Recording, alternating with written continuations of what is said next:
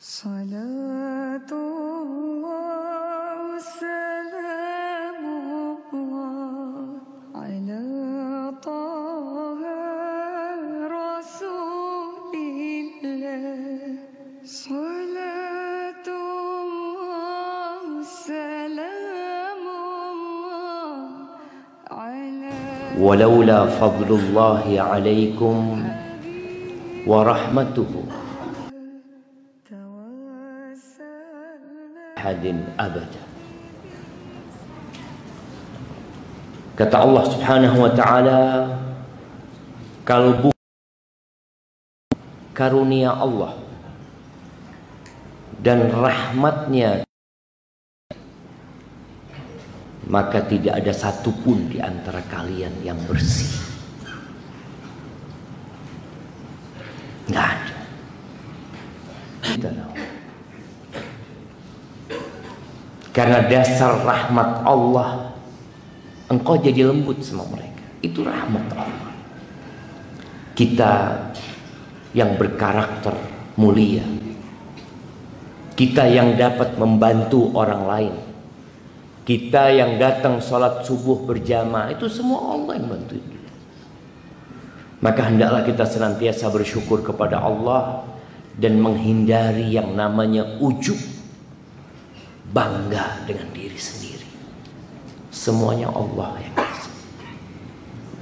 Allahumma salli wa sallim ala abdika wa rasulika sayyidina wa maulana Muhammadin wa ala alihi wa ashabihi ajma'in. Ya Allah, semoga salawat dan salam, berkah dan nikmat senantiasa Engkau tambahkan untuk hamba kekasih-Mu, untuk baginda Nabi kita Muhammad alaihi salatu wassalam, untuk keluarga beliau, untuk istri-istri beliau, untuk putra-putri beliau, dan untuk seluruh sahabat Nabi. Semoga Allah meridai kita bersama mereka. Amma ba'd. Ahibati fillah, sebelum kajian dimulai, ana ingin mengingatkan kembali tentang apa yang harus kita lakukan untuk saudara-saudara kita yang sedang mendapatkan musibah. Musibah itu boleh jadi gempa,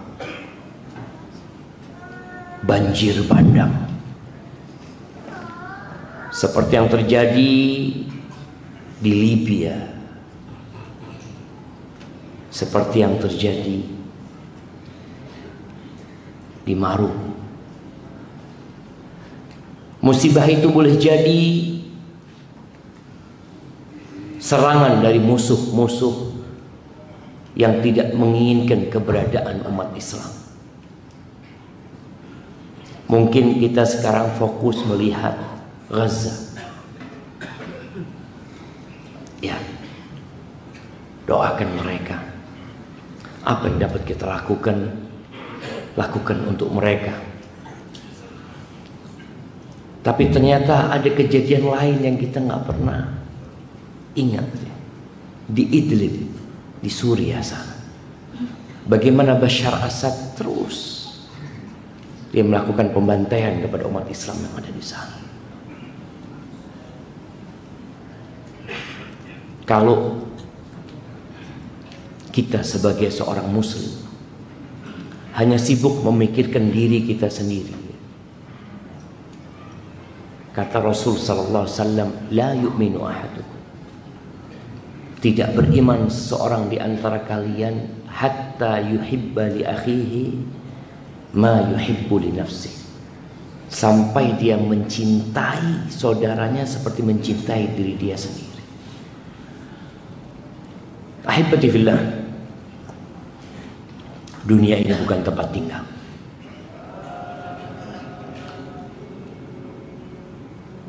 Di masjid sebelah, Masya Allah, dunia ini bukan tempat tinggal, tapi tempat untuk ditinggalkan. Maka kita sering dengar telah meninggal dunia. Ya, dia meninggalkan dunia. Yang lahir bukan untuk menetap di sini. Yang lahir bukan untuk menetap di sini. Dia lahir untuk meninggalkan tempat ini. Dia hadir untuk pergi dari tempat ini. Maka sejatinya dunia ini adalah tempat ujian. Dan semakin tinggi keimanan antum, maka semakin besar pula ujian yang Allah akan berikan. Mungkin sebagian berpikir, kalau gitu anak imannya nggak usah kuat-kuat Ustaz, supaya ujiannya nggak terlalu besar. Manusia itu kalau urusan dunia, dia kepingin mendapatkan posisi yang paling tinggi, padahal dia tahu tanggung jawabnya paling besar. Mungkin secara pekerjaan dia nggak banyak, tapi tanggung jawabnya besar sekali. Maka kenapa gajinya direktur sama gajinya cleaning service itu lebih tinggi direktur? Padahal kerjaannya lebih capek sama cleaning service. Direktur duduk tanda tangan fulus. Ini cleaning service bersih masih fulus. Orang kepingin berpikir, enggak, anak mau kerjaan yang lebih bagus lagi. Ini cuma betul loncatan. Anak ingin naik lagi. Tapi untuk urusan surga Allah Azza wa Jalla yang ada 100 derajat di sana, ini orang nggak mau. Maka ahibati fillah, nggak ada ceritanya istirahat di muka bumi. Istirahat itu nanti. Di sini tempatnya kita bekerja. Dan di tempat ini Allah berikan ujian kepada kita. Selain musibah, Allah berikan ujian kita dosa. Apakah yang hadir di masjid ini adalah orang-orang yang tidak berbuat dosa? Kita semua pelaku dosa. Sehabis sholat pun kita mengatakan astagfirullah, astagfirullah, astagfirullah. Allah Azza wa Jalla berfirman dalam hadis qudsi mengatakan, ya ibadi. Allah ingin kita sadar dengan hakikat diri kita. Apa kata Allah? Kata Allah, ya ibadi, innakum tukhti'una bil-laili wan-nahar. Wahai hamba-hambaku, kalian itu terus-terusan berbuat dosa siang malam. Bukan tiap pekan loh jemaah. Saya dosanya sepekan sekali. Siang malam. Innakum tukhti'una bil-laili wan-nahar. Tadi malam kita mungkin juga berbuat dosa. Hari ini kita akan menyongsong hari, ya boleh jadi ada dosa yang kita lakukan. Tapi gimana? Sudah menjadi kodrat manusia. Apakah kita biarkan diri kita berbuat dosa terus? Jangan. Kata Allah, wa ana aghfirudz dzunuba jami'a. Dan aku mengampuni semua dosa. Artinya seorang muslim tatkala dia terjebak dalam dosa, dia ingat, oh Allah itu mengampuni semua dosa. Iya. Fastaghfiruni aghfir lakum. Terus apa yang dibutuhkan? Kalian minta ampun aja sama aku. Kalian bertobat aja sama aku. Aku ampuni. Subhanallah. Betapa nyamannya menjadi seorang hamba Allah Azza wa Jalla. Yang tatkala dia bertobat, dia nggak perlu ngasih tahu orang lain. Dia nggak perlu pengakuan dosa kepada manusia, nggak perlu.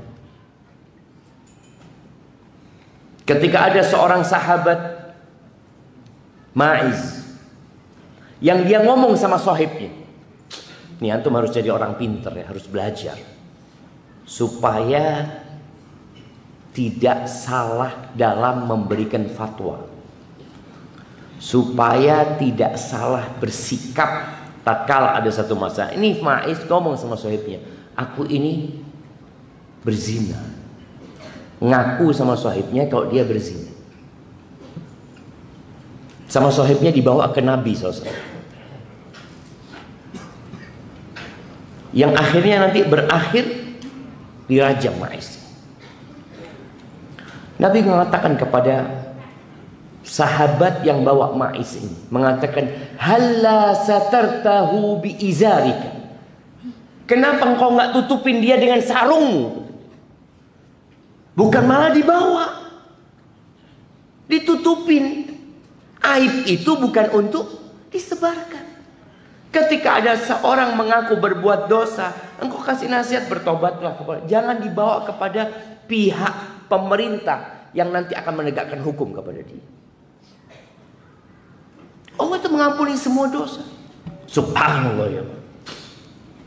Bagaimana Allah Azza wa Jalla membuka pintu taubat untuk mereka yang mengatakan Isa anaknya Tuhan. Untuk mereka yang membunuh para nabi. Jadi kalau antum melihat bagaimana Bani Israel, khususnya di kalangan Yahudi, mereka membunuh anak-anak, ya, membunuh perempuan-perempuan. Nabi aja mereka bunuh. Nabi mereka bunuh. Nabi Zakaria siapa yang bunuh? Nabi Yahya siapa yang membunuh?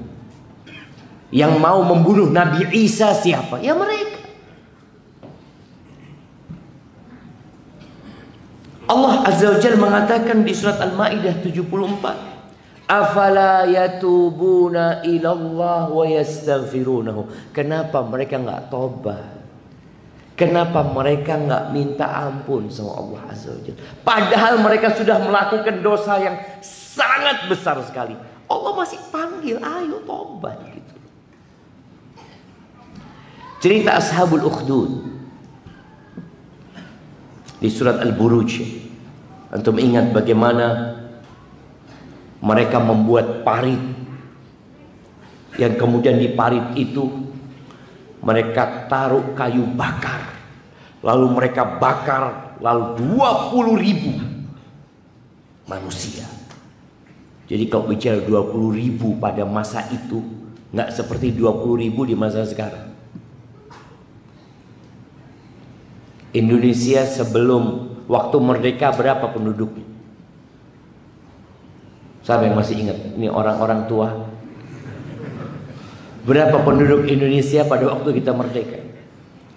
Jadi kalau antum melihat pada masa itu ya, peperangan yang terjadi 300 melawan 1000, karena memang jumlah penduduknya nggak banyak ya pada waktu itu. Ini yang dibunuh 20.000. Mereka bikin parit yang tidak mau kembali kepada agamanya yang lama, dilemparkan ke parit, terbakar. Sampai cerita seorang ibu sama anaknya. Mereka sudah melakukan itu. Apakah kemudian Allah menutup pintu taubat buat mereka? La.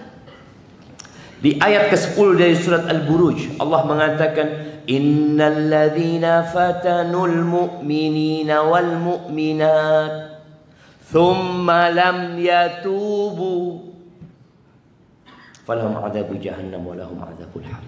Sesungguhnya orang-orang yang menyiksa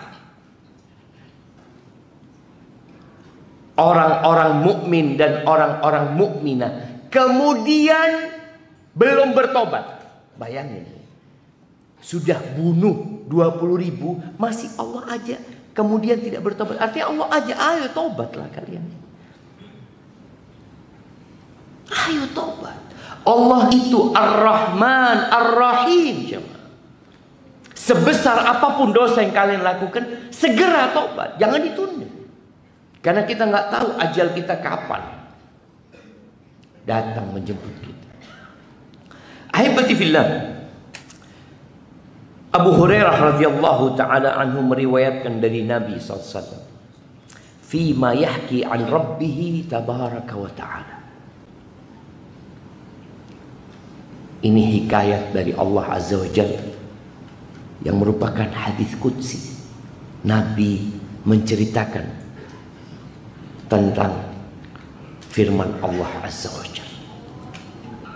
Ini hadis riwayat Imam Bukhari dan Muslim. Apa kata Allah? Aznaba 'abdun dzamban. Ada seorang hamba yang berbuat dosa. Faqala, lalu hamba ini berkata, Allahumma ighfirli dzambi. Dia mengatakan, ya Allah, ampuni dosaku ya Allah. Dia berbuat dosa, lalu dia berkata, Allahumma ighfirli dzambi. Dengan semudah itu jemaah. Pelaku dosa berbuat dosa, lalu dia cuma mengatakan Allahumma ighfirli dzambi. Kalau sekarang kita astaghfirullah, astaghfirullah. Apa kata Allah Azza wa Jalla? Adznaba 'abdi dzamban. Hambaku berbuat dosa. Ya, dia melakukan dosa, melakukan kemaksiatan. Fa'alima. Lalu dia tahu anna lahu rabban yaghfiru dzamba wa ya'khudhu bidzambi. Dia tahu dia punya Tuhan yang mengampuni dosa tapi juga memberikan hukuman atas perbuatan dosa. Maka minta ampun hambaku. Artinya ucapan astaghfirullah, ucapan Allahumma ighfirli dzambi, itu karena kita tahu kita berbuat dosa dan kita punya Tuhan yang mengampuni dosa dan menghukum perbuatan dosa. Maka itu yang mendorong dia akhirnya minta ampun.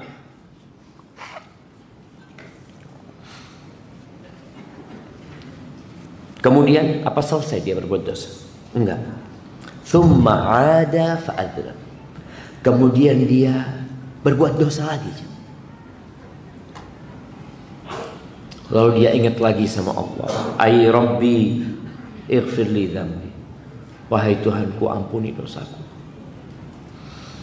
Allah jawab lagi, adznaba 'abdi dzamban. Hambaku berbuat dosa lagi. Tapi dia tahu keimanan dia membuat dia minta ampun. Karena dia tahu, dia fa'alima, dia tahu bahwa dia punya Tuhan yang mengampuni dosa dan menghukum perbuatan dosa. Maka dia minta ampun.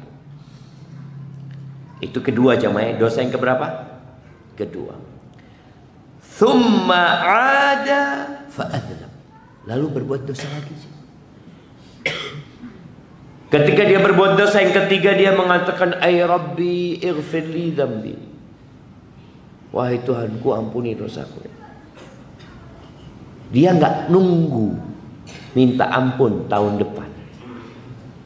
Dia tidak menanti minta ampun bulan depan.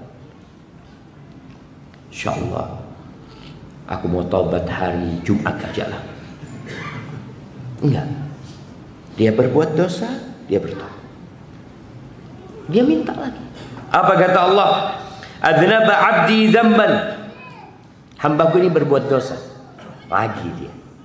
Dan dia tahu dia punya Tuhan yang mengampuni dosa dan memberikan hukuman atas perbuatan dosa. Qad ghafartu li 'abdi. Aku sudah ampuni dosa-dosa hambaku. Falyaf'al ma syaa'.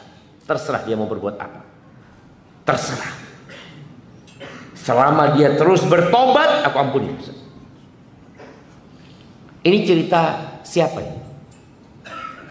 Cerita ana dan antum. Hadis ini menceritakan ana dan antum. Bukan orang lain. Antum jangan berpikir, oh itu fulan. Enggak. Kita seperti yang Allah sebutkan di sini. Yang enggak berhenti berbuat dosa. Sudah tobat, nanti berbuat dosa lagi. Nanti bertobat lagi, nanti berbuat dosa lagi. Dan teruslah bertobat. Jangan terus berbuat dosa. Artinya berusaha. Subhanallah jemaah. Kita itu bersyukur. Allah namanya Ghafurur Rahim. Allah Maha Pengampun dan Maha Pengasih. Allah itu afu. Allah tuh maha pemaaf dan cinta dengan maaf. Ingat hadis Aisyah ya, ketika dia minta doa kalau ketemu Lailatul Qadar, apa doanya? Allahumma innaka afuun tuhibbul afwa fa'fu anni.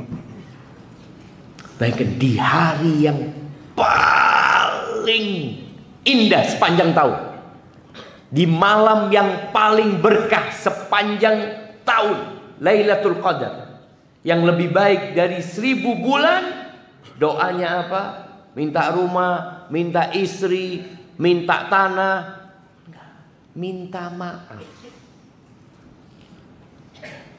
Itu sekelas Aisyah disuruh baca doa itu, istrinya Nabi, yang dia akan bersama Nabi di surga, disuruh baca doa, ya Allah, innaka afu, sesungguhnya engkau maha pemaaf, tuhibbul afwa, engkau cinta dengan maaf, ya Allah, fa'fu anni, maafkan aku ya Allah.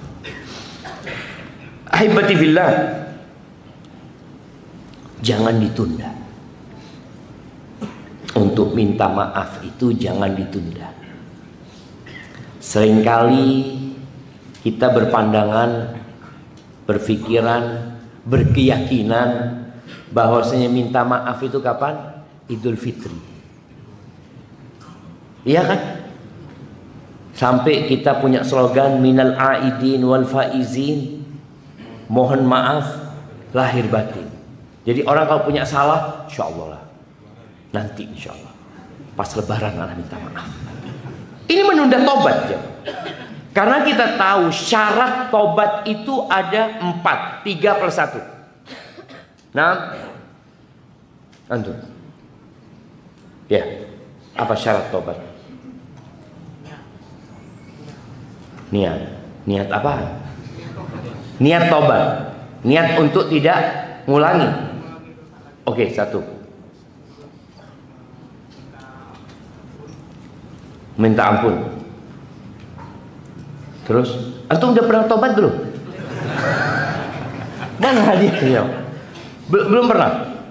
Oh, udah. Makanya tanya, kita ini semua tiap hari tobat. Cuma kan kita harus tahu syarat apa? Syarat dan ketentuan berlaku ya. Nah, kasihkan ke beliau. Siap, sebutkan. Yang pertama menyesali. Oke. Tadi berniat, bertekad untuk tidak ngulangi. Yang ketiga,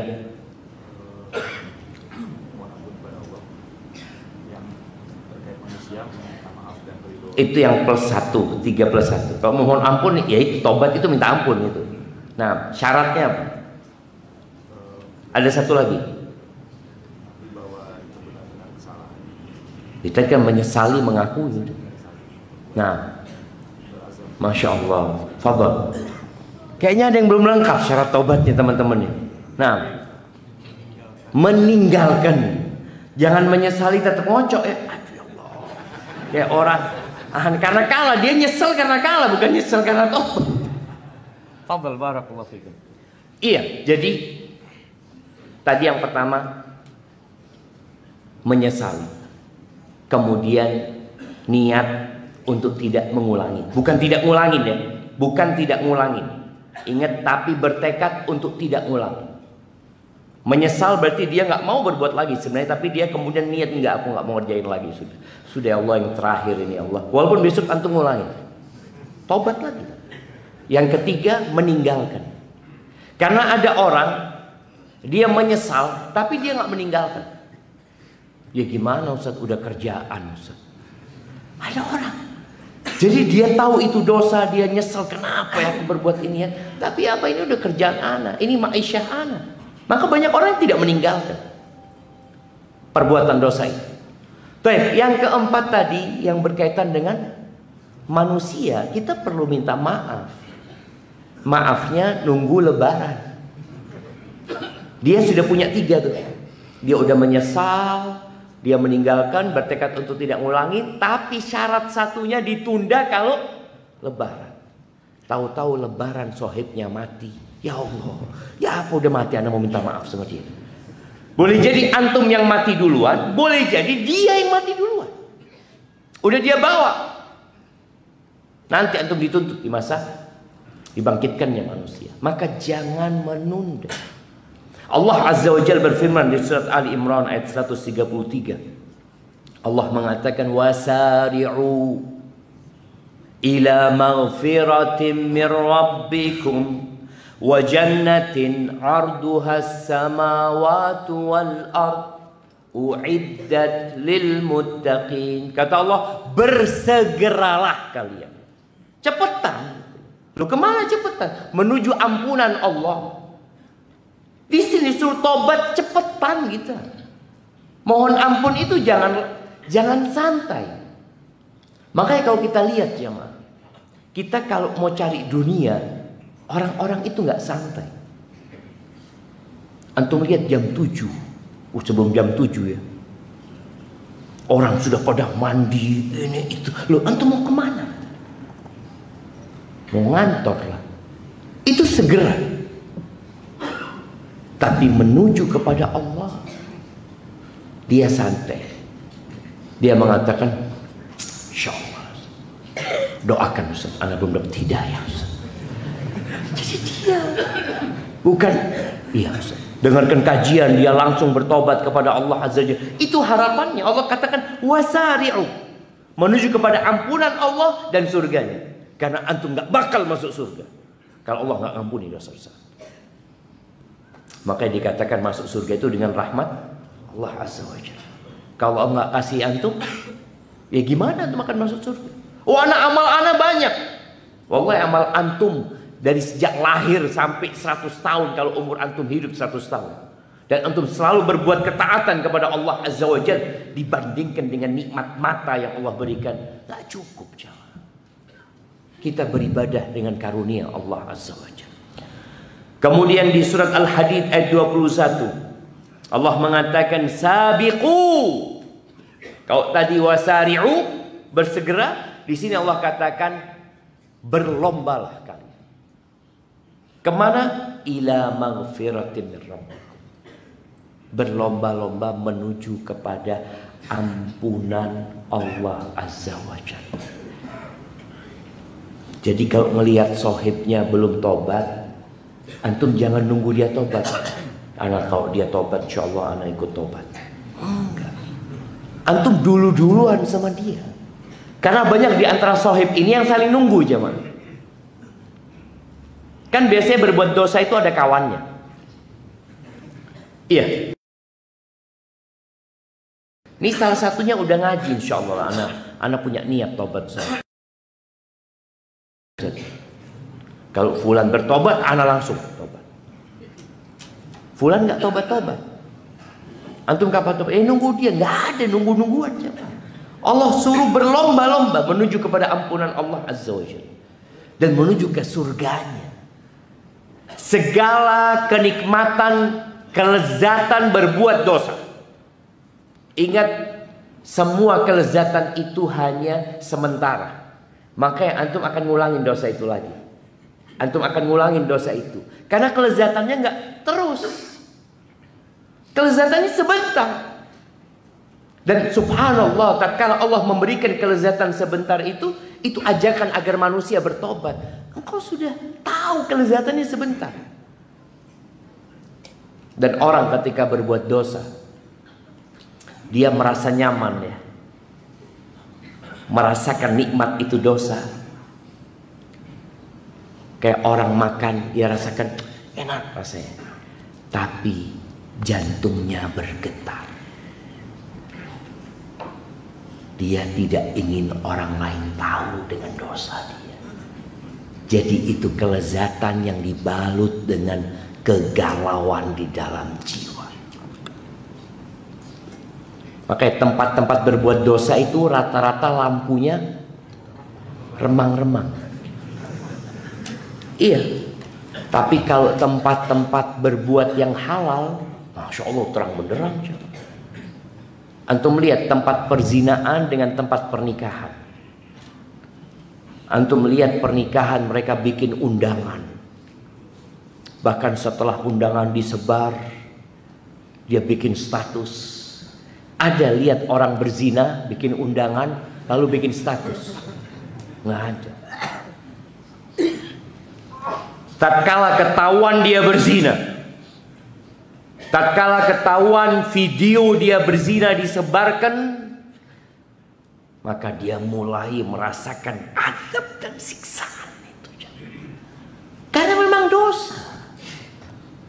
Ahibati billah, jangan menunda tobat. Allah itu suka banget dengan orang yang bertobat, cinta. Beda ya, ada orang yang berbuat salah sama kita, kemudian dia minta maaf, kita tolak. Kita sering kan sakit hati sama orang yang berbuat dosa sama kita. Dia datang minta maaf, enggak sudah. Tidak ada maaf buat engkau, sudah aku nggak mau kenal lagi sama engkau. Itu terjadi dengan manusia. Sama Allah lah. Allah itu Ghafurur Rahim. Allah Azza wa Jalla berfirman di surat Az-Zumar ayat 53. Apa kata Allah? Qul ya ibadiyalladzina asrafu ala anfusihim la taqnatu min rahmatillah.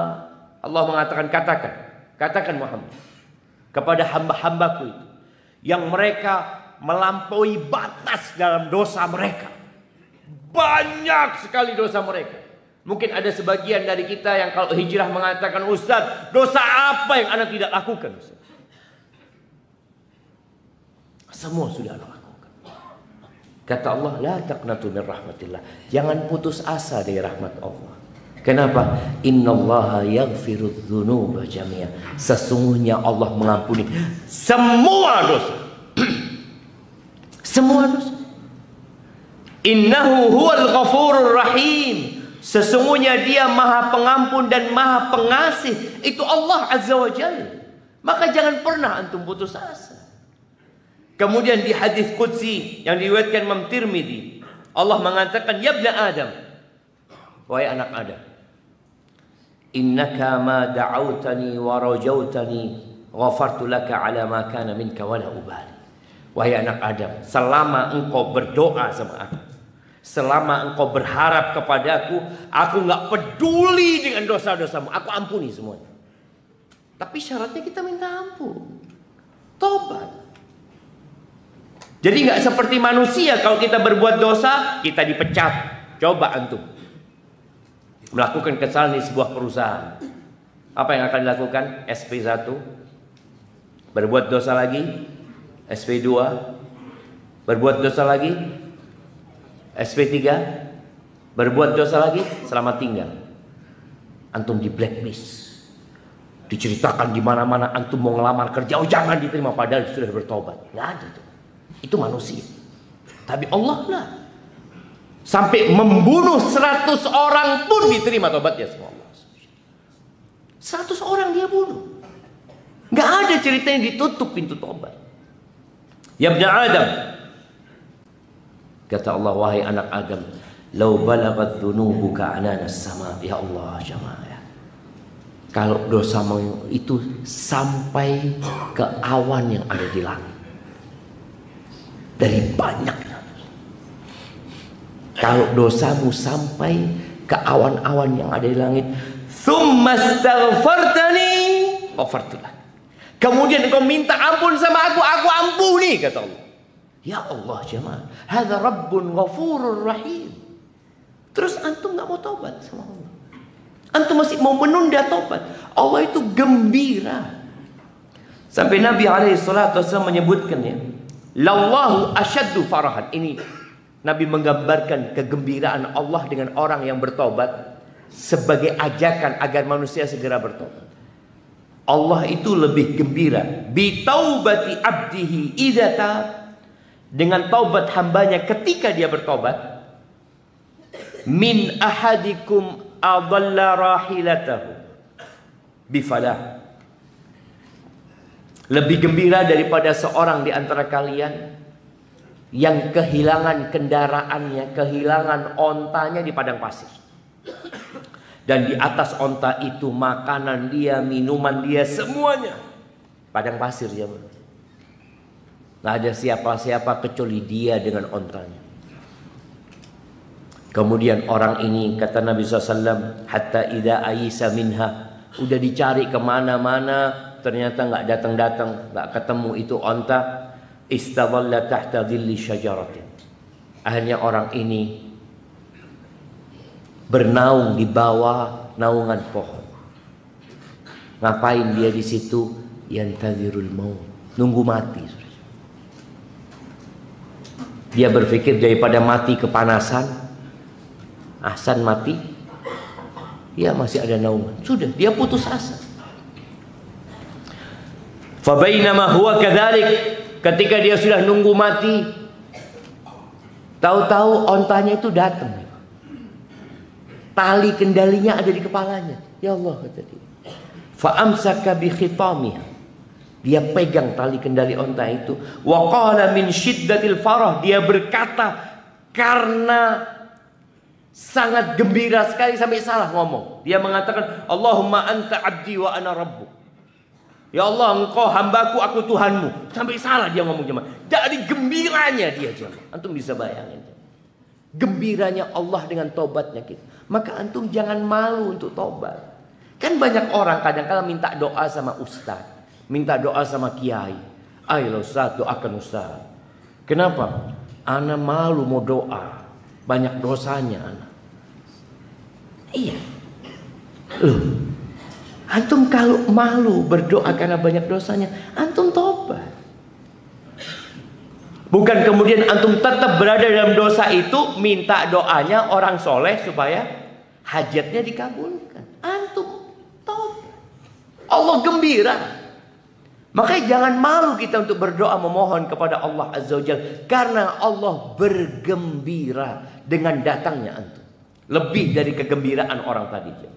Ahibati fillah, Nabi kita Muhammad alaihi salatu wassalam tiap hari tobat. Beliau mengatakan, ayyuhan nas, tubu ilallahi wastaghfiru. Wahai umat manusia, kalian bertobatlah kepada Allah dan beristighfar, minta ampun sama Dia. Fa inni, sesungguhnya aku itu, atubu ilallah wa astaghfiru fil yaumi akthar min 70 marrah. Aku tiap hari bertobat dan minta ampun itu lebih dari 70 kali. Lebih dari 70. Itu Nabi. Bagaimana dengan kita? Bagaimana sahabat Nabi yang menghitung Nabi SAW memohon ampun. Jadi beristighfar, berzikir, ya, baca Quran, usahakan didengar. Sama siapa? Sama antum. Boleh dengan suara keras, boleh. Ada perbedaan di antara para ulama. Mana yang afdal?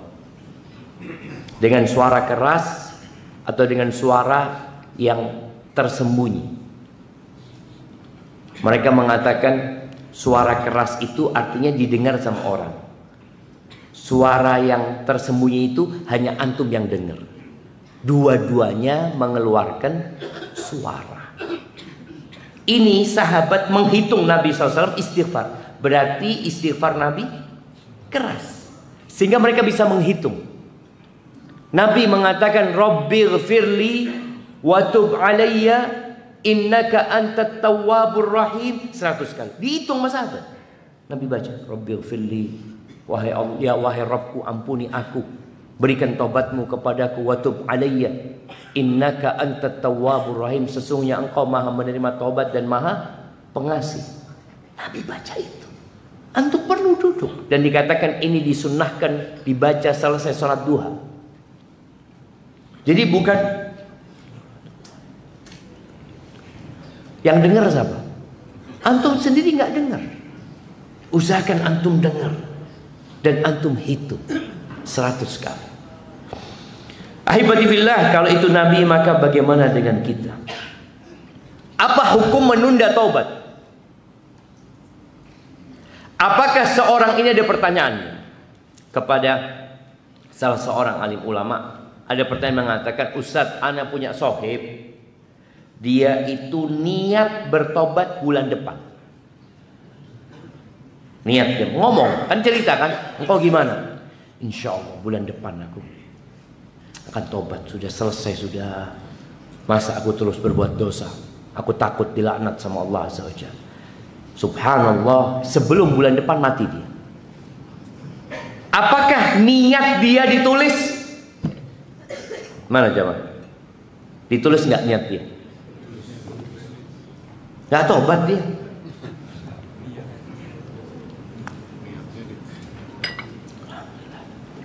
Ditulis. Yang niat saya insya Allah mau 70 mau tobat. Tulis niatnya. Niat bertobat. Ada kebaikan. Dia nunda tobat. Niat dia itu niat nunda tobat. Bukan niat tobat. Kan jelas niatnya dia.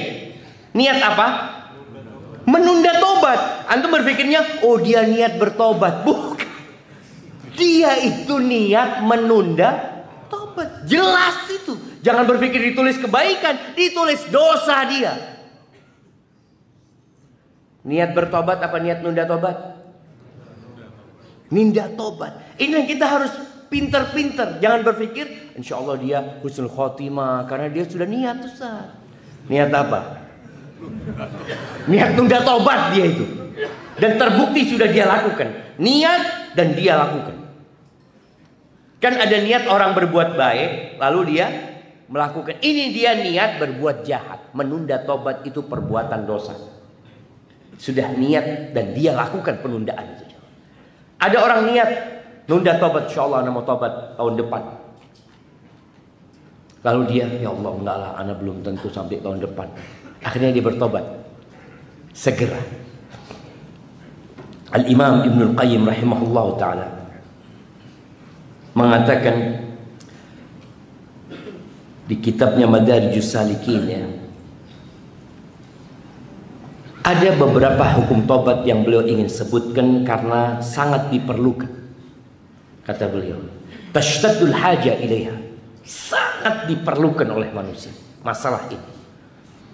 Wala yaliqu bil abdi jahluha, dan nggak boleh seorang hamba itu nggak tahu masalah ini. Dan banyak orang nggak tahu. Apa kata beliau? Minha al-mubadara ila taubah minadz-dzamb. Bersegera bertobat dari dosa, fardun 'alal faur. Itu kewajiban yang langsung. Bukan kewajiban yang bisa ditunda. Kan ada kewajiban yang boleh ditunda, seperti kewajiban haji. Apakah haji itu alal faur atau alal takhrahi? Ini para ulama fikih berbicara, apakah kewajiban haji itu kewajiban yang harus segera dilakukan atau boleh ditunda? Umpamanya antum mampu haji tahun ini. Mampu haji tahun ini, alhamdulillah Ustaz, ana mampu, dengan yang paling mahal pun ana mampu, tapi insya Allah kayaknya ana mau haji 3 tahun lagi Ustaz. Sebagian ulama mengatakan boleh. Boleh dia, nggak harus tahun itu dia berangkat. Tapi sebagian mengatakan enggak, dia wajib ya. Pada waktu itu dia punya uang ya harus berangkat, jangan ditunda. Ini perbedaan pendapat. Tapi kalau bicara taubat ini, Ibnu Qayyim mengatakan fardun 'alal faur. Kewajiban yang segera. Hari ini engkau berbuat dosa, ya hari ini bertobat, bukan besok. Makanya Allah Azza wa Jalla mengatakan, kata Nabi SAW, Innallaha yabsutu yadahu bil-lail. Allah membentangkan tangannya di malam hari, liyatuba musii'un nahar, agar bertobat orang yang berbuat dosa di siang hari. Jadi jangan sampai nunggu besok. Wa yabsutu yadahu bin-nahar liyatuba musii'ul lail. Dan Allah bentangkan tangannya di siang hari untuk memberikan kesempatan yang berbuat dosa di malam hari tobat. Pagi harinya udah tobat. Bukan pagi harinya menceritakan dosa tadi malam. Antum nggak ikut tadi malam. Ngapain? Zek. Dia udah sohib-sohibnya nggak tahu, dia malah cerita dosa. Seharusnya dia bertobat di pagi hari. bukan menceritakan dosa tersebut. Apa kata Ibnu Qayyim? Wala yajuzu ta'khiruha. Nggak boleh menunda, mengakhirkan tobat itu nggak boleh. Famata akharaha asabit ta'khir. Ketika dia, kapan dia menundanya, maka dia berbuat dosa lagi dengan menunda tobat. Padahal dia sudah tidak ngerjain, jemaah. Dosanya itu dia sudah tidak ngerjain, tapi dia belum punya niat untuk bertobat. Kan menyesal, meninggalkan, bertekad untuk tidak ngulangin. Dia masih punya niatan untuk ngulangin. Dia nggak tobat. Maka kata beliau, famata akharaha asabit ta'khir. Fa idza taba minadz dzambi, kalau akhirnya dia tobat dari dosa dia, baqiya alaihi taubatul ukhra, masih ada kewajiban tobat yang lain buat dia.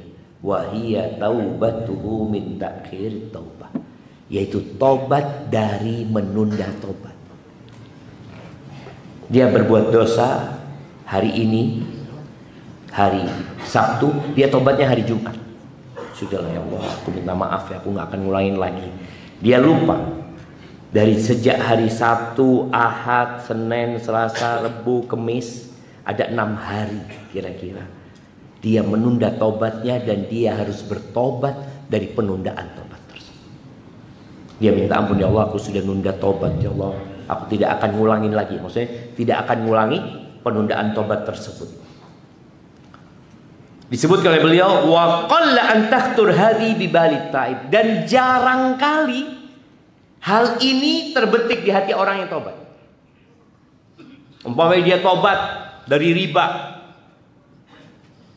10 tahun dia melakukan riba, kemudian dia bertobat. Ya sudah, dia pikir tobatnya cuma tobat dari riba, selesai. Padahal dia punya 10 tahun menunda, dan itu dosa yang dia harus bertobat. Bal indahu annahu idza taba min adz-dzambi lam yabqa alaihi syai'un akhar. Pikiran dia sudah selesai. Kalau aku bertobat dari dosa tersebut, udah nggak ada lagi. Padahal dia punya dosa dari penundaan tobat tersebut. Ahibati fillah, kemudian Al-Izz bin Abdissalam rahimahullahu taala, beliau mengatakan wat taubatu wajibatun 'alal fawr. Tobat itu kewajiban yang disegerakan, nggak boleh ditunda. Beliau mengatakan, faman akharaha zamanan sara asiyan bi ta'khiriha. Barang siapa yang menunda dalam masa tertentu, maka dia berbuat dosa lagi dengan penundaan tersebut. Wa kadzalika yatakarrar isyanuhu bi takarrul azminatil muttasi'alah. Terus dosa itu berulang karena dia nunda 7 hari, tiap hari dia berbuat dosa. Padahal dosa yang itu sudah nggak dikerjain, jemaah. Anggap naudzubillah dia berzina. Dia berzina. Dia berzina ketika ada dinas luar kota. Dia pulang ke rumahnya, dia nggak berzina. Dia kerja di kota, dia nggak berzina. Tapi nggak niat tobat. Dia masih berpikir nanti kalau aku keluar kota lagi, dia akan lakukan itu lagi. Kemudian suatu saat tahu-tahu dia bertobat. Dia lupa dengan penundaan ini. Padahal tiap hari dia terhitung berbuat dosa. Dosa nunda tobat tadi. Dia kan mau berzina, cuma belum sampai waktunya. Nanti waktunya insya Allah akhir bulan. Na'udzubillah min dzalik. Ini menunjukkan dia menggabungkan 2 dosa. Dosa yang dia kerjakan dan dosa penundaan tersebut. Ahibati fillah, kenapa kita harus segera? Di surat Luqman ayat 34, Allah mengatakan innallaha 'indahu ilmus sa'ah. Ini cerita tentang kunci-kunci hal gaib yang hanya Allah yang tahu. Sesungguhnya di sisi Allah itu ilmu kiamat kapan terjadi, hanya Allah yang tahu. Yang kedua, wa yunazzilul ghaith, dan Allah yang menurunkan hujan. Apakah mendung pertanda hujan? Iya, boleh jadi, tapi belum tentu turun hujan. Allah yang tahu. Makanya orang-orang yang masih percaya dengan pawang hujan perlu baca ayat ini. Yang menurunkan hujan itu Allah Azza wa Jalla. Orang beriman, kalau hujan nggak turun, apa yang dia lakukan? istisqa. Masjid Ukhuwah sudah istisqa? Belum? Udah istisqa belum? Kenapa nggak istisqa? Banyak hujan di sini. Istisqa jemaah, minta hujan. Doa itu menunjukkan kita butuh sama pertolongan Allah Azza wa Jalla. Bukan nanti lah Ustaz, kalau waktunya hujan turun ya turun lah. Minta. Perlu adakan acara istisqa minta hujan. Karena Allah yang menurunkan hujan. Kalau hujan terus turun membuat banjir dan tenggelam sebuah kota, gimana? Doa lagi minta sama Allah Azza wa Jalla agar hujan itu tidak sampai menjadi azab buat mereka. Allah yang menurunkan hujan. Wa ya'lamu ma fil arham. Yang ketiga, Allah yang tahu dengan yang di rahim. Oh, sekarang kan udah ketahuan Ustaz, laki perempuan ya. Tapi tahu nggak engkau ini yang di rahim keluarnya hari apa, jam berapa, rizkinya dia berapa, ajalnya dia seperti apa? Nggak ada yang tahu. Tapi Allah tahu dengan apa yang di rahim janin itu. Oh, ini umurnya cuma 2 jam, lahir langsung mati. Allah tahu. Yang ini, oh ini umurnya sampai 7 tahun. 7 tahun dia akan jatuh di sungai, tenggelam, kemudian dia mati. Allah tahu. Yang di janin di rahim itu Allah sudah tahu. Kemudian wa ma tadri nafsun madza taksibu ghadan. Enggak ada yang tahu besok kita mau ngapain, enggak ada yang tahu. Ingat kejadian pesawat dari Jakarta menuju ke Pangkal Pinang apa? Yang berangkat di pagi hari lalu jatuh. Iya, itu pesawat baru siapa? Pesawat baru yang tentunya semua berpikir, oh nggak mungkin lah kalau yang jatuh itu pesawat-pesawat lama Ustaz. Ternyata yang lama selamat, yang baru jatuh. Semua orang di pesawat itu punya rencana. Ada yang satu rencana, insya Allah anak mau makan siang di restoran ini, anak mau ada meeting, ada yang mau jaga, ada yang mau jemput dia. Nggak ada cerita itu, nggak ada yang tahu jemaah apa yang akan terjadi besok. Wa ma tadri nafsun bi ai ardin tamut. Dan orang juga nggak ada yang tahu di bumi mana dia mati. Ada orang yang keluar dari rumahnya mau berangkat kerja, ternyata dia diantarkan ke kuburan. Sehat dia, gagah perkasa, bahkan mungkin dia mau ambil gaji. Gajian udah turun belum? Udah? Belum? Tanggal berapa? Allahu Akbar. Nah, artinya orang sudah berpikir macam-macam ya, dia gajian mau beli ini itu, ternyata dia harus meninggal dunia. Nggak ada yang tahu jemaah. Makanya ada seorang penyair yang mengatakan tazawwad minat taqwa fa innaka la tadri. Engkau berbekallah ketakwaan. Di antara ketakwaan tadi ya, dengan segera bertobat kepada Allah Azza wa Jalla, karena engkau nggak tahu idza janna lailun hal ta'ishu ila al-fajr. Kalau datang malam hari itu, apakah engkau akan sampai pagi hidupmu? Engkau nggak tahu. Tadi malam berapa banyak orang yang mati.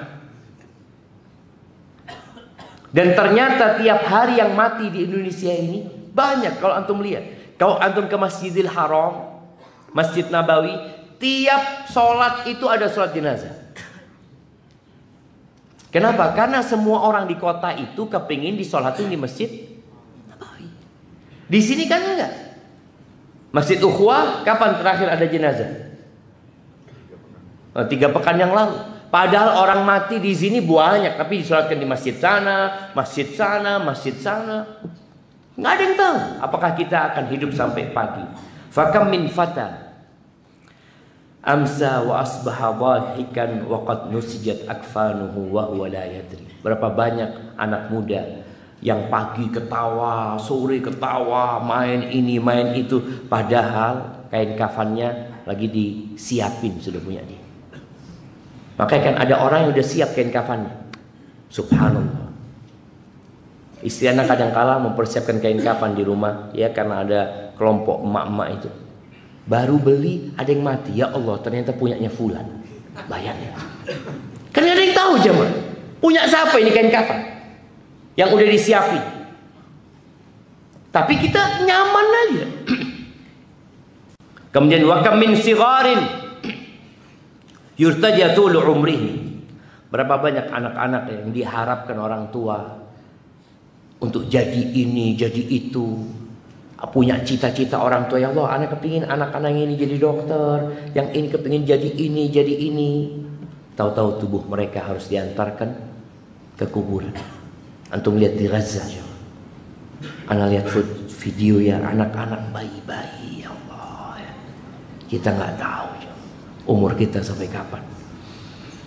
Wa kam min arusin zayyanuha li zawjiha. Berapa banyak pengantin-pengantin yang udah disiapin ya untuk pernikahan, untuk ketemu sama calon suaminya, tahu-tahu malam pernikahan dia meninggal dunia. Ana pernah baca berita, ada satu pulau di Jawa Timur situ dekat Madura, Pulau Sapeken nama. Mereka mau menikah dengan orang di Bali, naik perahu jemaah, pengantennya semuanya, yang di sana udah siap acara hari itu. Tahu-tahu tenggelam semuanya, pengantennya tenggelam, keluarganya meninggal dunia semua. Gak ada yang tahu. Maka kenapa antum masih nunda tobat? Oh enggak Ustaz, ana masih sehat. Wa kam min sahihin mata min ghairi illatin. Berapa banyak orang sehat yang mati tanpa penyakit. Betapa sering kita dapat berita, ya Allah kemarin masih ngopi sama anak bulan, kemarin masih umroh sama anak, kemarin nggak ada yang tahu jemaah. Penyakit itu bukan mengantarkan kepada kematian. Antum pikir orang sakit, oh mau mati sudah, nggak ada. Maka dikatakan wa kam min alilin asya hina minad dahri. Berapa banyak orang sakit yang tidak mati-mati. Ada anaknya ini ngelihat, ya Allah kayaknya abah dekat sudah kayaknya abah. Dia pikir warisan udah kan. Tahu-tahu dia yang mati duluan. Nggak pernah dapat warisan, walau anaknya dapat warisan. Barakallahu fiik. Maka wasari'u, bersegeralah menuju kepada ampunan Allah Azza wa Jalla dan jangan menunda-nunda. Saya akan jawab beberapa pertanyaan yang masuk. Kalau ada pertanyaan bisa dikirimkan ke depan jemaah. Antum dapat banyak ternyata sudah.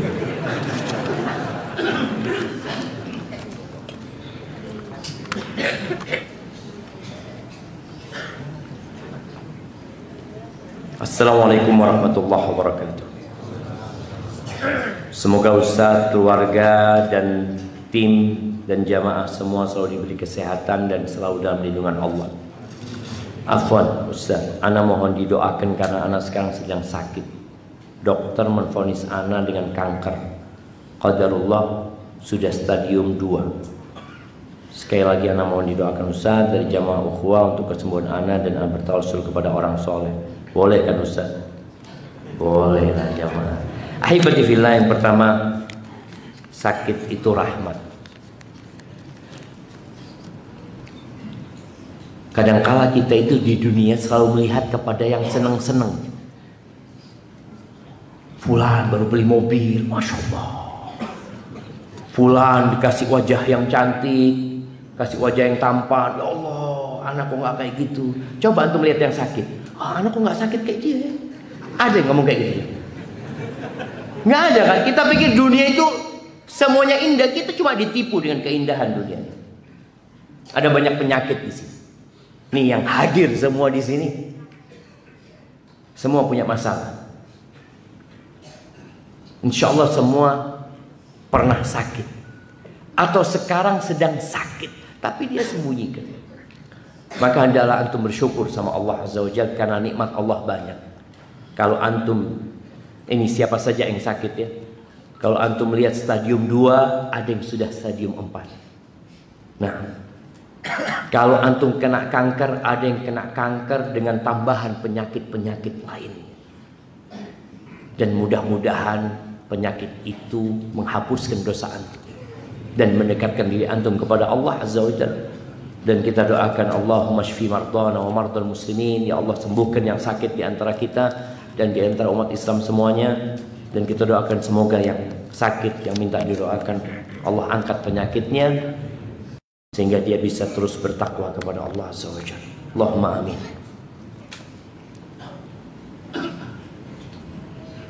Ustaz.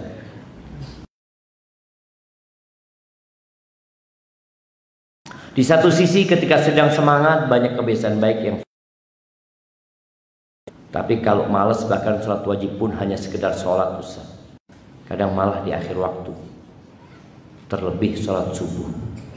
Dan bagaimana tips agar bisa berhenti dari kecanduan nikotin, merokok Ustaz? Sebab dulu guru agama saya berkata bahwa rokok itu makruh. Dan setelah saya mencobanya sejak 13 tahun yang lalu, saya jadi kecanduan. Lihat jemaah, fatwa makruh itu, oh makruh, jazakallah khair. Makruh itu ditinggalkan, bukan dikerjakan. Orang berpikir makruh itu anjuran untuk dikerjakan, enggak. Ini harus dipahamkan. Yang haram itu ditinggalkan, iya haram. Makruh, ya nggak apa-apa kan Ustaz. Padahal kalau bicara hukum makruh itu, ditinggalkan dapat pahala, dikerjakan nggak apa-apa. Seperti itu hukum fikihnya kan. Tapi ditinggalkan dapat pahala. Berarti antum disuruh meninggalin, bukan disuruh sama guru agamanya makruh. Tafadhol. Tafadhol. Makruh antum tinggalin gitu jamaah. Dan kalau lihat fatwa para ulama yang mengatakan haram, dia merasakan sendiri. Apa sih manfaatnya? Ada guru kita dulu dari Maroko jamaah. Syekh, dia ngerokok pasti jangan. Kata dia jangan ada yang ngerokok. Ngerokok ini bahaya buat kesehatan, bahaya buat dompet kita. Syekh, antum, ya apa ya? Ya doakan. Artinya dia ingin meninggalkan gitu jamaah. Dia ingin meninggalkan. Artinya dia tahu ini nggak boleh sebenarnya. Tapi tadi udah kebiasaan dan sudah kecanduan. Jadi penyakit jamaah. Jadi penyakit sosial, penyakit ekonomi ya. Sampai ada seorang bapak, dia tukang becak. Dia minta keringanan kepada sekolah untuk SPP anak. SPP anaknya itu 50.000 satu bulan. Dia nggak mampu. Ditanya sama kepala sekolahnya, "Bapak ngerokok?" kata dia. "Iya," kata dia. "Sehari berapa?" "Satu pak waktu itu 10.000," kata dia. "Sebulan 300.000." SPP anak, iya nggak mampu. Bayangin, 300.000 mampu, 50.000 nggak mampu. Kenapa? Kalau ini kebutuhan, ini pendidikan anak, ya kan nggak harus kan lah. Minta keringanan lah kata dia. Ya Allah jemaah. Sampai tadi akalnya pun kadang-kala sudah nggak terpakai gara-gara urusan rokok ini. Dia milih ngerokok daripada makan ya. Taib. Sebab ini sebab, lihat ketika orang memberikan fatwa jemaah berbahaya sekali. Guru agama saya berkata bahwa rokok itu makruh, dan setelah saya mencobanya sejak 13 tahun yang lalu, saya jadi kecanduan dan susah berhenti total Ustaz. Misalnya habis makan langsung kepikiran merokok. Mau buang air besar sambil merokok. Ya Allah. Makan sama buang. Bayangin ya. Masuk ngerokok, keluar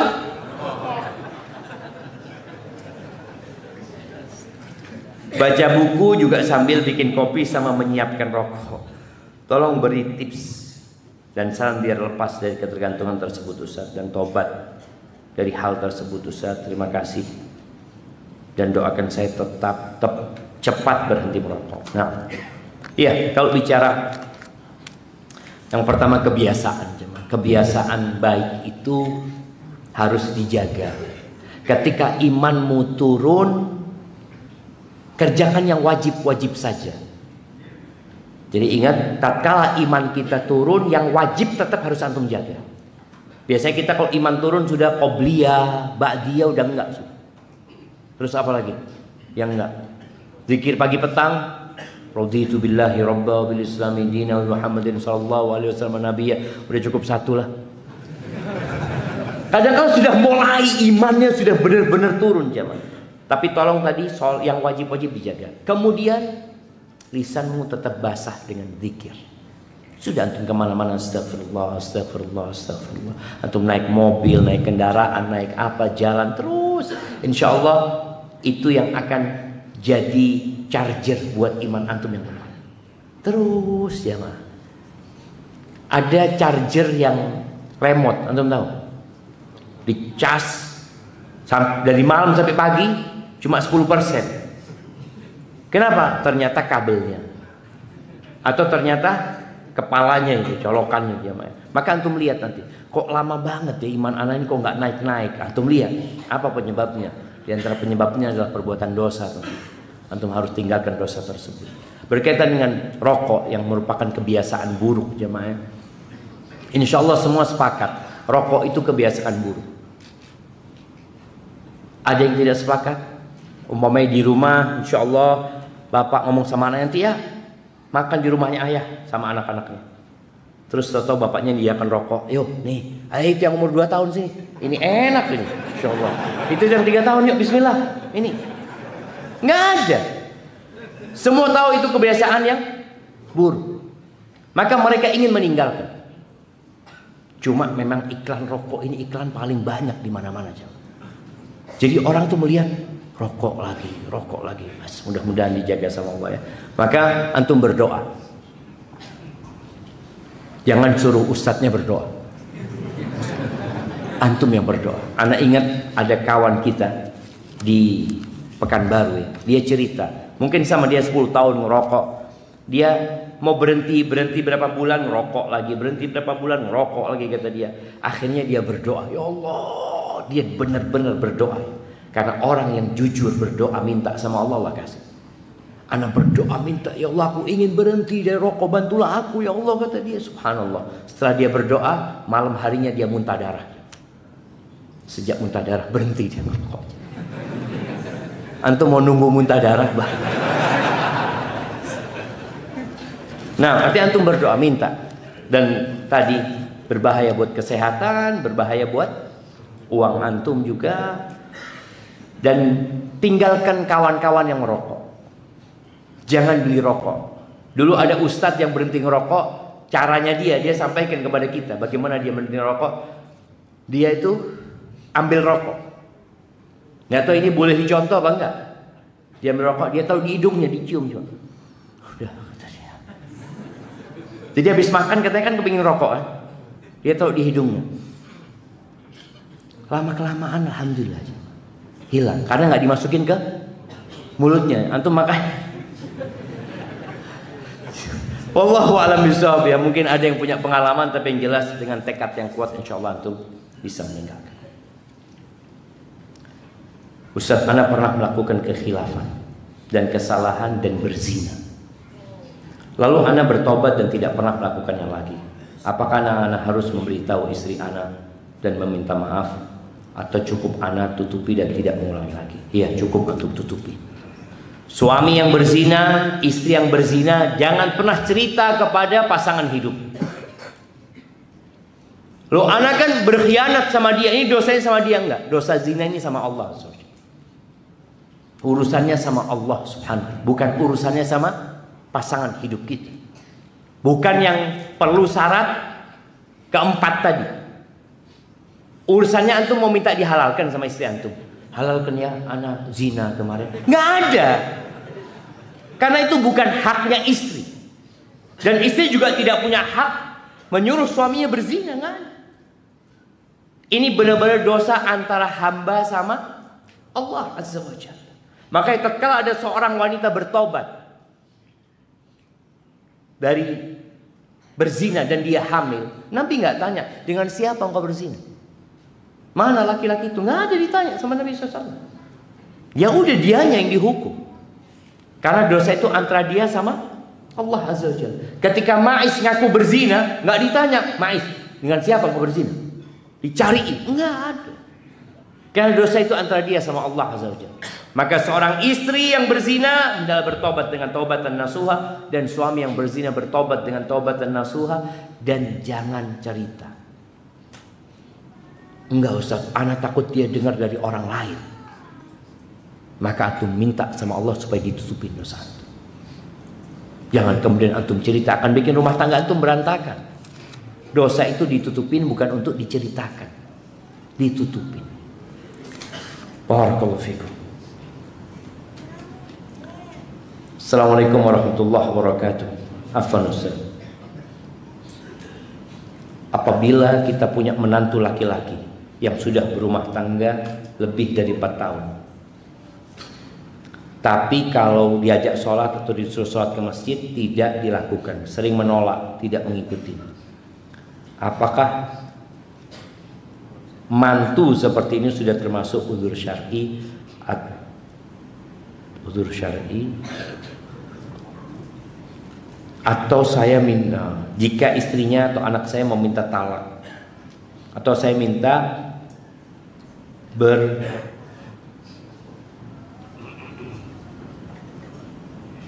sedangkan apa jemaah? Suaminya tetap memberi nafkah kerja dan tidak menjatuhkan tangan. Allahu Akbar. Ana lebih mudah baca kitab daripada baca.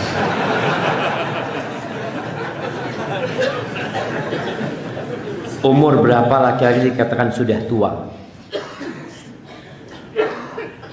untuk kasus berzina atau laki-laki tua yang berzina? Mohon penjelasannya. Jazakallahu khairan. Iya. Kalau dia nggak sholat, pertanyaan perlu dilihat apakah dia nggak sholat atau memang dia sholat tapi nggak ke masjid. Kalau ternyata dia sholat tapi dia malas-malasan, dia nunda waktu sholatnya, alhamdulillah dia masih sholat seperti itu. Dan tinggal bagaimana memotivasi iman dia. Jadi nyuruh orang ke masjid itu mudah, tapi bagaimana menumbuhkan keimanan diri dia? Engkau tuh kalau sholat dapat ini loh. Manusia itu budak.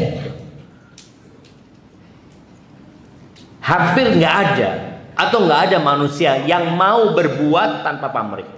Semua ingin sesuatu. Kita menginginkan sesuatu. Kita pun datang kajian kepingin dapat sesuatu. Kita bersedekah, kita ingin dapat sesuatu. Kita sholat, maka jelaskan kepada menantu ini, engkau tuh kalau sholat dapat ini loh, dapat ini, dapat itu. Dan yang nyuruh engkau sholat bukan bosmu, dia memotivasi dia.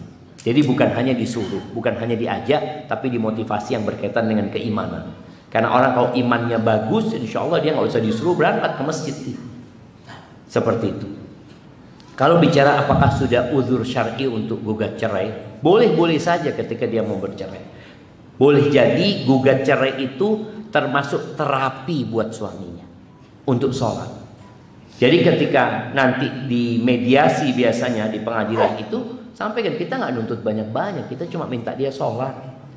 Itu aja. Sehingga sang suami tahu istrinya tidak nuntut macam-macam, nuntut sholat aja. Dan bagi sang istri, hendaklah dia memberikan pelayanan yang baik kepada suaminya. Sehingga suaminya kalau dibuat cerai dia ya paling nggak mikir. Karena ada suami yang dibuat cerai, alhamdulillah, nah memang mau pisah sama dia.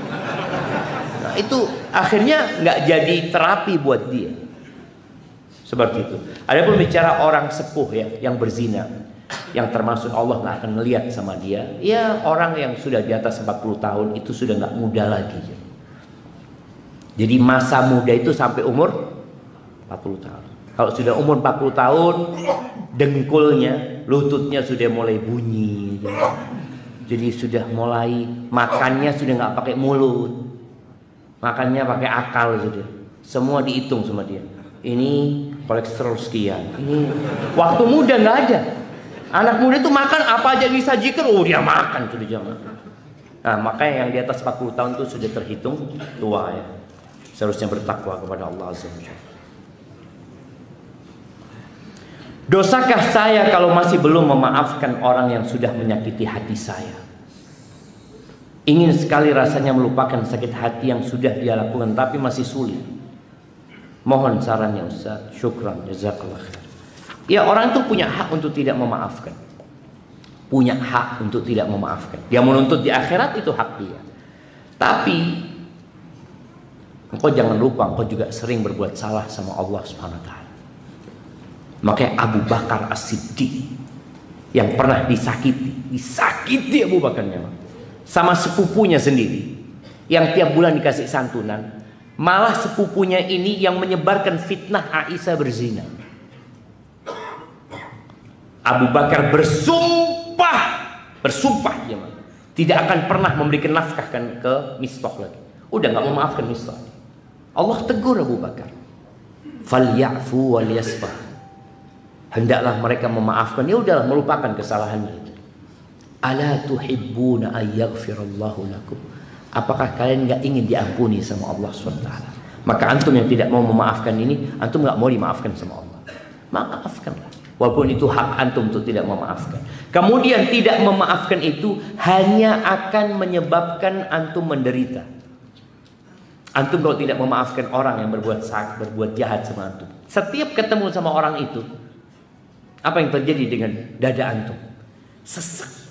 Jangan lihat orang, lihat mobilnya. Na'udzubillah, ngaji juga dia ternyata. Lihat mobilnya. Ini orangnya gak kelihatan jemaah.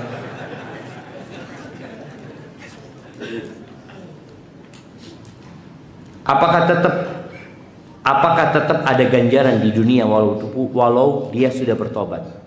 Dan apakah tetap balasan juga di akhirat? Ahibati fillah, kalau bicara pahala yang Allah berikan itu di dunia dan di akhirat.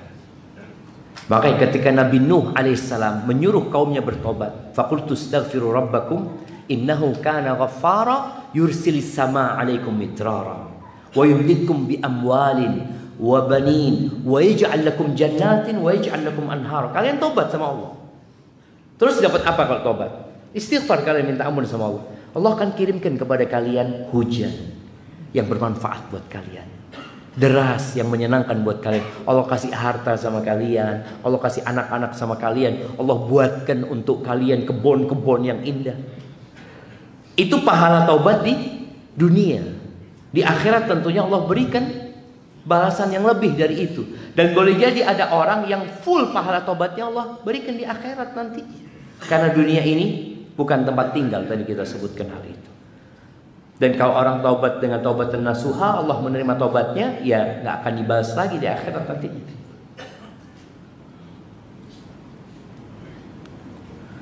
Afwan, yang akan ana sampaikan jauh dari tema, Ustaz.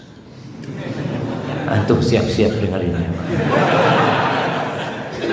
Qadarullah, keluarga kami sedang menghadapi sedikit ujian, yang dimana membuat ana di rumah membutuhkan perhatian, ciuman dan pelukan lebih dari biasanya dari suami ana, karena membuat ana merasa lebih tenang dan sabar. Namun sepertinya hal itu membuat suami ana kesel dan merasa terganggu. Kemudian ana merajuk dan mengucapkan, mau mengganggu siapa lagi kalau bukan suamiku? Masa mau mengganggu suami orang?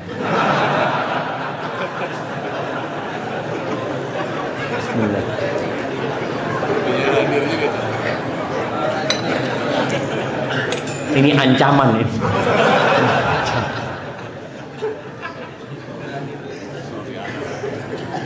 Puncaknya suami mengatakan kepada anak untuk mengganggu suami orang aja.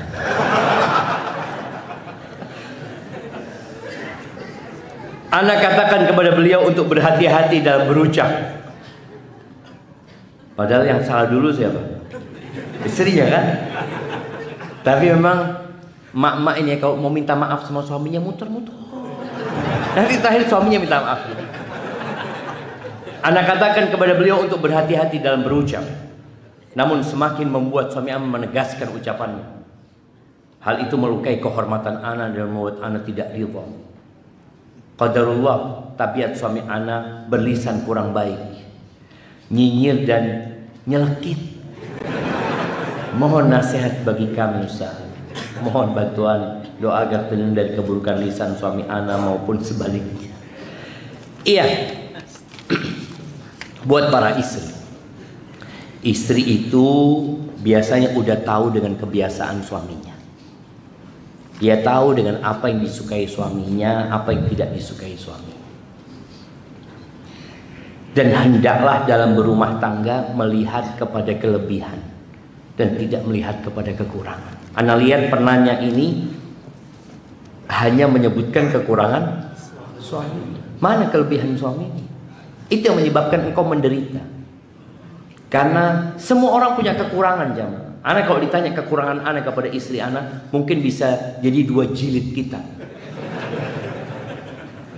Nah, sampai ada seorang hakim ya, seorang yang bijak, dia ditanya, aku bagaimana cara mengetahui kekuranganku? Aku bagaimana caranya mengetahui kekuranganku? Kan orang punya kekurangan, tapi dia perlu orang lain yang memberitahu dia. Orang ini ngatakan, coba engkau ngomong sama istrimu, sebutkan kekurangan istrimu.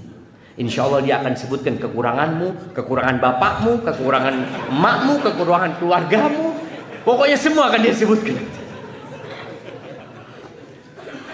Jadi usahakan kita ini melihat kepada kelebihan, bukan melihat kepada kekurangan. Maka dari pertanyaan jelas bahwa sang istri melihat kepada kekurangan. Engkau lihat suamimu, oke dia punya lisan yang tadi nyelekit.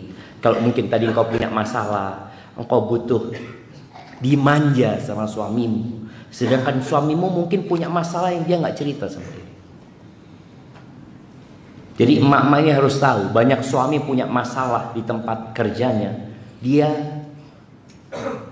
emban sendiri, dia simpan sendiri, karena dia nggak ingin istrinya pun susah mendapatkan hal itu. Jadi tolong ketika engkau melihat suamimu tadi kok merasa capek, lelah, ini dan itu ya, kesel dengan perbuatanmu, engkau jangan mengatakan ucapan ini.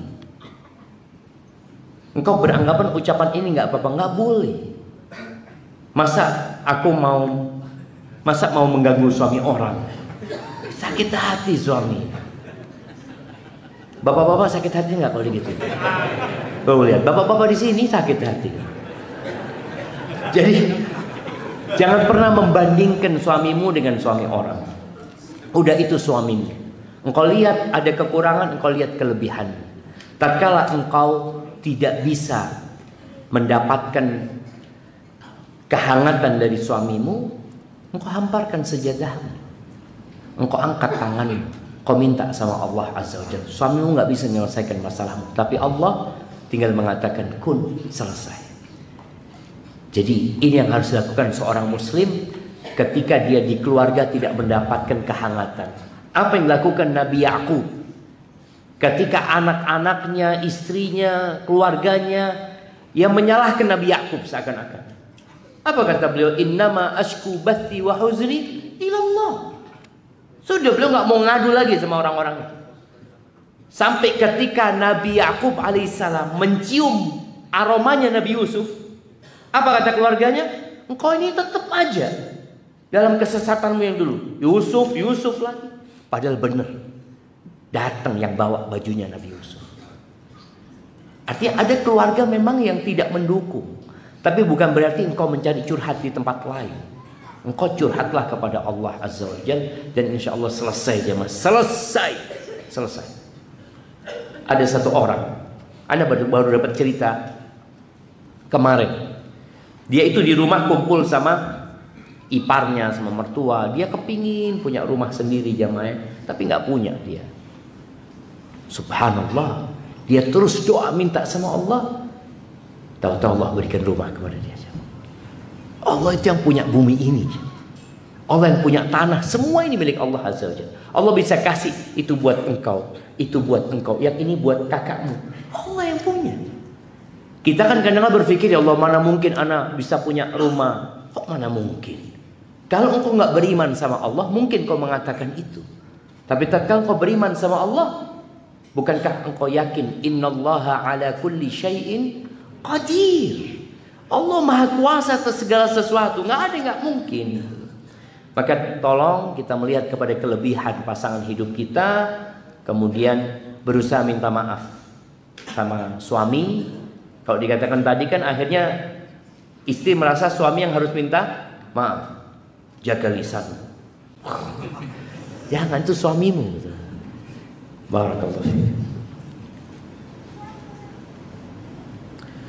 Bismillah, dosa yang tak diampuni apa Ustaz?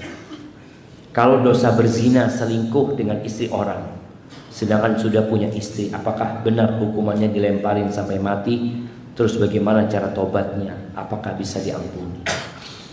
Nah, mahibati fillah, termasuk dosa besar itu adalah berzina. Tapi tadi kita sampaikan bahwa Allah mengatakan innallaha yaghfirudz dzunuba jami'an. Allah mengampuni semua dosa. Jadi kesempatan untuk bertobat ada. Kalau orang ini ditangkap atau dia datang kepada pihak yang berwajib seperti mereka datang kepada Nabi SAW, maka dirajam orang tersebut. Tapi engkau nggak harus. Engkau bertobat kepada Allah Azza wa Jalla dengan taubatan nasuha. Engkau nggak usah ngomong sama siapa-siapa, nggak usah minta maaf sama suaminya dia. Engkau minta maaf sama Allah Azza wa Jalla, itu cukup. Dengan catatan menyesali, meninggalkan, bertekad untuk tidak mengulangi lagi. Dan perbanyak amal soleh, dan putus hubungan dengan orang-orang yang kau pernah berzina dengan mereka. Putus hubungan. Buang nomor handphonenya atau kau beli nomor yang baru, karena boleh jadi setan masih datang untuk menggodamu. Jika ada orang yang dahulunya berbuat zina, lalu bertobat nasuha dan menjalankan hidupnya sesuai ahlu sunnah sampai dia meninggal, apakah pada saat meninggal bisa terbebas dari siksa kubur karena dahulu dia pernah berzina? Dan apa catatan dosa-dosanya tetap akan memberatkan di hari kiamat nanti? Jazakallah khair.